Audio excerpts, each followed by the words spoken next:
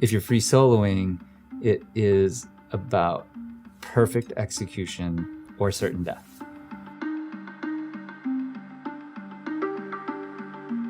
Hello, I'm Chai Vassarelli. I'm a documentarian. My name is Jimmy Chin, and I'm a National Geographic photographer and filmmaker. We made Free Solo together. And we are going to talk a little bit about how we captured the first free solo ascent of El Capitan.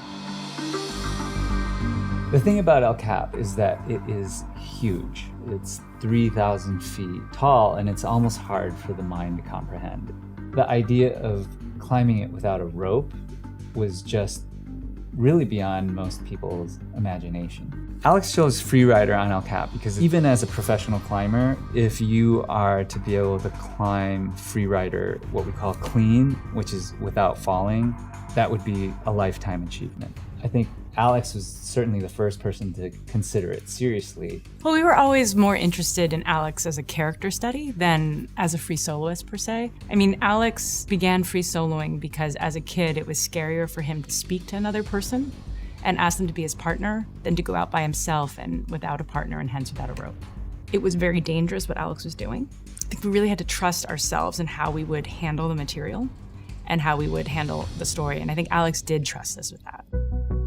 We understood of these 3,000 feet that there were 4 or 5 pitches that were critical to the story. The Freeblast slabs, which were difficult for him psychologically as well as physically. The boulder problem, which is the crux or the hardest part of the climb. And then the Enduro Corner. So we always had the climb covered from a long lens, but our manpower, they were kind of running in between these 5 places. The way we approached the film, which was critically important, was building the team. We needed elite professional climbers that were also incredible filmmakers and cinematographers, meaning there's only about 3 or 4 people in the world you can call. Each one of our cameramen was carrying, 45 pounds of equipment, sometimes 50 pounds of equipment. And they're also carrying, 500 to 1,000 feet of rope. You're moving up, filming, but you're also pulling your lines out of the frame and clipping them off to yourself. So as you move up, you're gaining more and more weight and trying to manage more and more equipment and rope. We use very specific equipment that allow us to let go of the brake hand and the belay device self-locks, so you can kind of let go of the rope and not slide down the rope any further.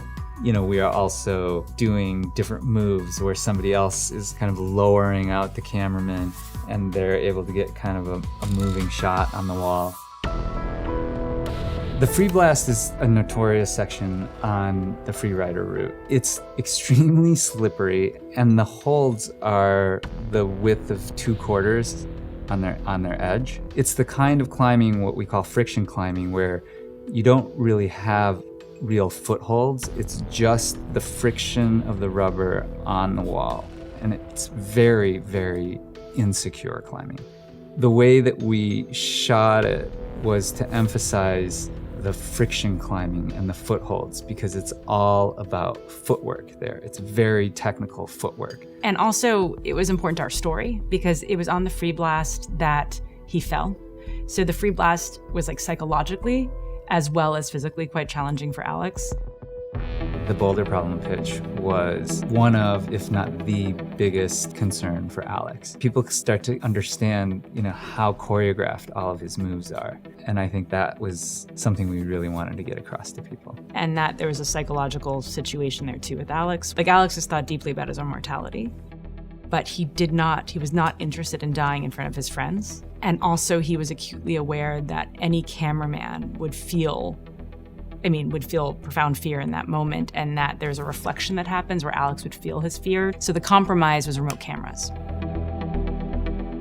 The trick actually was that we needed to get them firing, and we weren't sure how long the batteries would last. We weren't sure if we actually got it until we came down, downloaded everything, and watched, and it was maybe one of the highlights of the entire production when we were sitting there waiting and watching. And then you see this person coming up into the frame, and then, we get to see him do the boulder problem pitch, the karate kick. And there's that moment when he looks to the camera and smiles. And we all almost fell out of our chairs when we saw that. The Enduro Corner is an extraordinary looking pitch. And the difficulty is that the holds are not very good, so they're kind of rounded. The only way that you can stay on the climb is by pulling with your arms and pushing with your feet. It's also a very long pitch, meaning your arms get very, very tired very quickly.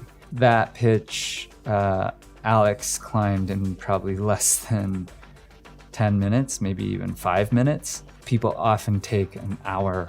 That was a pitch that we really wanted to cover well because of its difficulty and because of the aesthetics. The way we covered that is I was off to the side, and then we had another cameraman above that pitch shooting what we call down the barrel. So I had a still camera bolted to the top of my film camera. And while Alex is climbing the Enduro Corner, I was also taking stills, but I was filming him coming up. I couldn't see Alex because he was around the corner, probably 100 feet away, but I knew he was moving quickly. I know that from the ground, you all could see. I was on the valley floor, and I kept on I was like, Alex, you cannot give Jimmy a heart attack. Yeah, Jimmy is trying to move so fast. Alex is shooting up. And we're kind of paralleling, and at a certain point, the routes intersect again, and I see Alex coming up. He's got this huge smile on his face because he's through all the most technical difficulties, and he's coming along, and I say to Alex, can you give me 60 seconds? And he just looked at his phone and he said, I'm about to break 4 hours. And I knew what that meant. He was not going to wait. He's so happy. He's alive. Alex lives every day of his life with intention. He's doing exactly what he wants to do with his life. But there's also this misperception, I think, where people think, oh, he's a free soloist, he has a death wish. That's not who he is. If he was a daredevil or a maverick, we wouldn't have been interested in making the film. It was actually his process and his discipline. It was kind of the perfect storm for a documentary film, but the real kind of existential issues lay in the dangers involved. In his courage, he was connecting with people, which I think is one of the more moving parts of the film.